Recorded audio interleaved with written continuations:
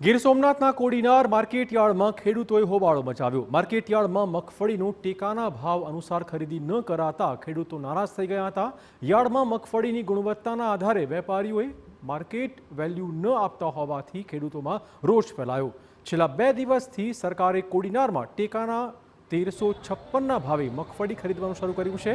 ત્યારે આજે ખેડૂતોએ યાર્ડમાં પણ ટેકાના ભાવે જ ખરીદી શરૂ કરાવવાની હટ પકડી હતી અને હોબાળો મચાવી યાર્ડમાં જણસની હરાજી બંધ કરાવી હતી।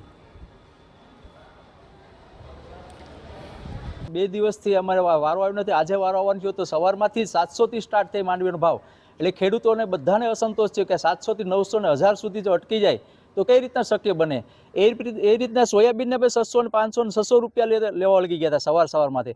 તો પછી બધા ખેડૂતો અસંતોષને કારણે અમે અત્યારે આંદોલન ઉપર ઉતર્યા છે। આપણો ને બીજા યાર્ડોના ભાવમાં કોઈ જાતનો અંતર છે નહીં।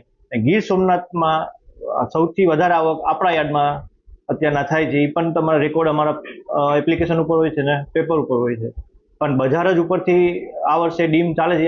ઓલ ઓવર ભારત દેશનો પ્રશ્ન છે ખેડૂતનો કે ભાઈ ભાવ બજાર ઓછી છે, તો એમાં આપણે સમજવું જોઈએ કે ભાઈ બજાર ભાવ આ છે। આ વિશે માર્કેટયાર્ડના સત્તાધીશોએ કહ્યું છે કે હાલ 1000 થી 1215 સુધી મગફળીના ભાવ યાર્ડમાં મળી રહ્યા છે। ત્યારે અન્ય માર્કેટયાર્ડ કરતાં મગફળી અને અન્ય પાકનો વધારે ભાવ કોડીનાર યાર્ડમાં અપાતો હોવાનો પણ તેમણે દાવો કર્યો હતો।